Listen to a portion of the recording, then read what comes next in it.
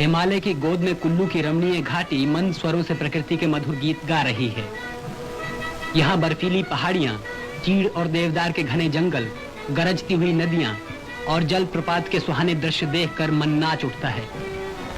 यहाँ सफेद और गुलाबी फूलों की मधुर मुस्कान, सुहाने खेतों की हंसी, चीड़ और देवदार के वृक्षों का उल्लास दिखाई देता है। अनंत काल से बर्फीली पहाड़ियों से घिरी हुई धरती का यह अनोखा श्रृंगार देखकर कौन प्रकृति की महिमा के गीत ना गाएगा।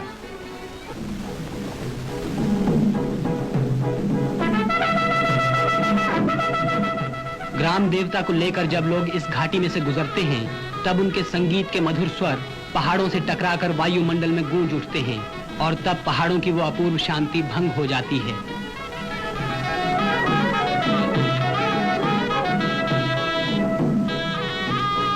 कुल्लू देवताओं की घाटी है।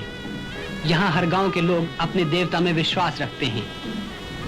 गांव में देवता के मंदिर के अलावा उनके गुणगान गाने वाली भजन मंडली भी होती है।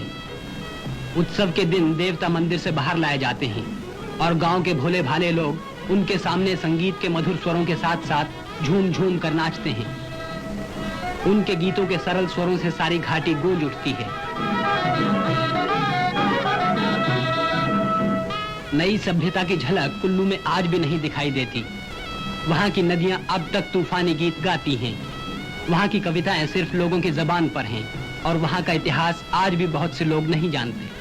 फिर भी हिमालय की गोद में शायद ही कोई ऐसा स्थान होगा जिसका प्राकृतिक सौंदर्य कुल्लू से अधिक हो। हालांकि कुल्लू हिमालय की बाहरी पहाड़ियों के आगे बसा हुआ है, फिर भी वहाँ पहुँचना कठिन नहीं। हवाई जहाज के जरिए आप दिल्ली से वहां सिर्फ 1.5 घंटे में पहुंच सकते हैं। अगर रेलगाड़ी की यात्रा करना चाहें तो आप दिल्ली से एक ही रात में पठानकोट और वहां से रेल की छोटी लाइन के जरिए नगरोटा पहुंचेंगे। नगरोटा से कुल्लू तक सड़क जाती है। आप पठानकोट से बस के जरिए भी कुल्लू पहुंच सकते हैं। ये सड़क 175 मील लंबी है।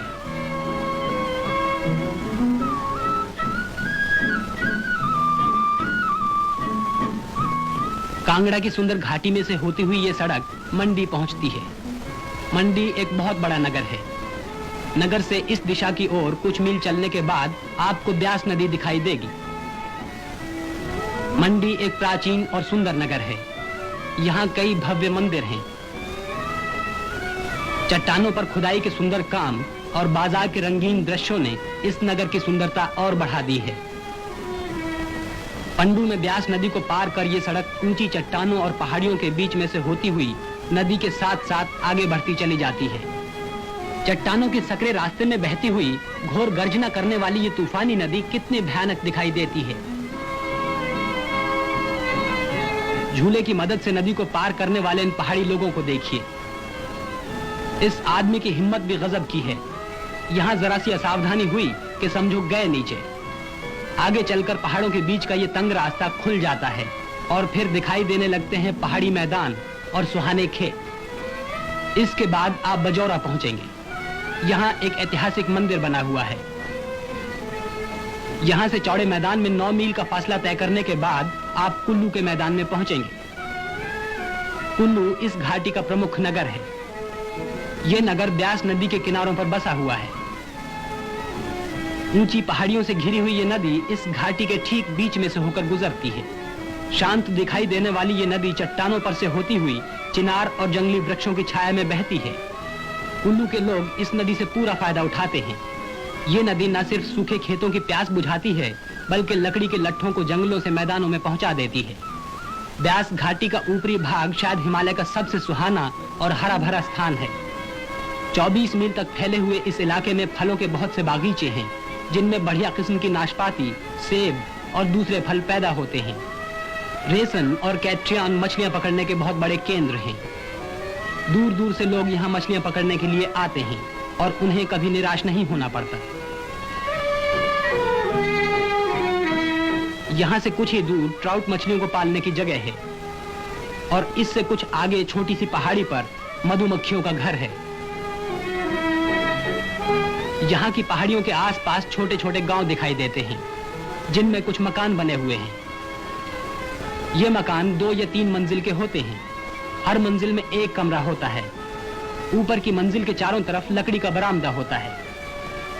मकान के सबसे निचले भाग में मवेशी रखे जाते हैं और ऊपर की मंजिल में लोग रहते हैं।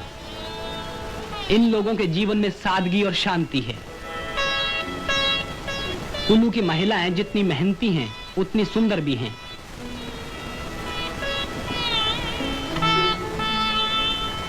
ये महिलाएं खेतों में काम करती हैं और यहाँ के मर्द चरागाहों में हर मौसम का सामना करते हुए कड़ी मेहनत करते हैं।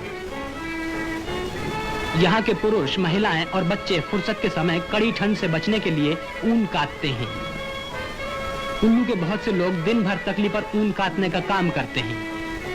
पट्टू या कंबल बनाना इस घाटी का मुख्य उद्योग है। काफी धुलाई के बाद ये पट्टू नरम हो जाते हैं।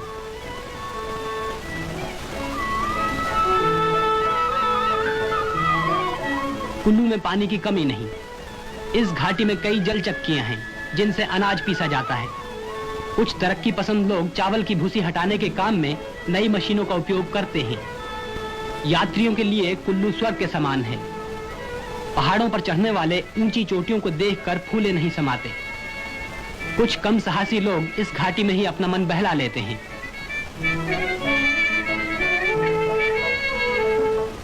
नगर से मनाली तक का मार्ग बड़ा ही सुहाना है। इस घाटी में मीलों लंबे चावल के खेत हैं। ये हरियाली इस घाटी के रहने वालों की आशाओं की हरियाली है। बर्फ से ढकी हुई पहाड़ियों के बीच खेतों में अनाज काटते हुए लोगों को देखकर आप उनकी खुशी का अंदाजा लगा सकेंगे।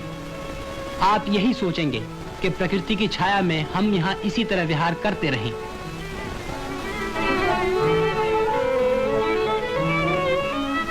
जगत सुख नामक गांव में से होती हुई ये सड़क तेजी से बहने वाली दो नदियों को पार कर मनाली पहुंचती है।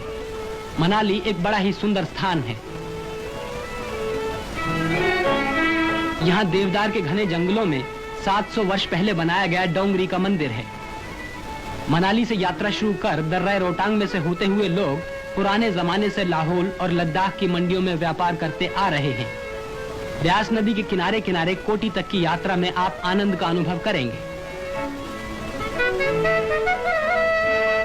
लाहौल के मैदान से लोग भेड़ों के जरिए इसी रास्ते से अपना माल कुल्लू की मंडी में पहुंचाते हैं।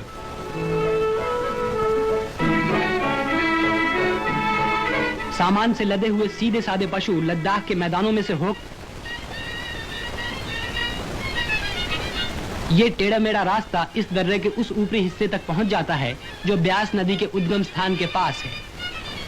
40 फुट की ऊंचाई से उछलती हुई ये नदी 350 मील का सफर तय करती है। अक्टूबर महीने में पहाड़ी इलाकों के लोग इसी रास्ते से ऊन, नमदे और कंबल जैसी चीजों को कुल्लू में होने वाले दशहरे के मेले में पहुंचा देते हैं।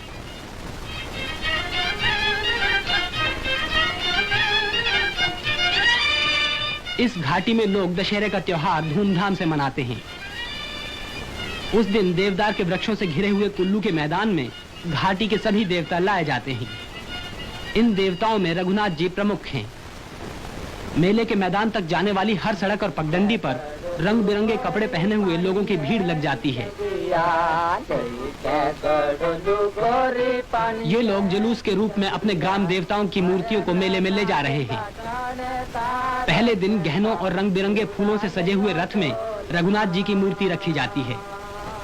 इस रथ यात्रा में सभी लोग उत्साह से भाग लेते हैं। भजन मंडली के गीतों से आकाश गूंज उठता है। रथ कुल्लू के मैदान की ओर आगे बढ़ता जाता है।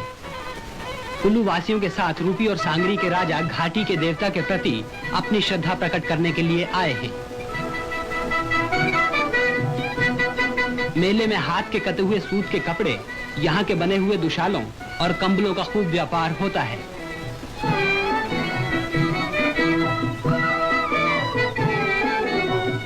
ऐसे मेलों में ये लोग धार्मिक कथाओं के आधार पर नृत्य करते हैं। यहाँ लाहौल और तिब्बत के नट लोग भी अपना कमाल दिखाने में पीछे नहीं रहते।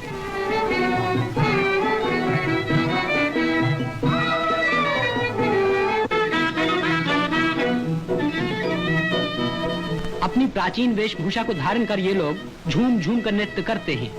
घाटी की सुंदरियां इनकी कला को देखकर ध्यान में डूब जाती हैं।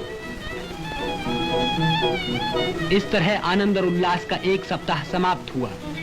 मीठी याद के साथ अगले साल इस रमणीय घाटी की फिर यात्रा करने की आशा लेकर हम यहाँ से रवाना हुए।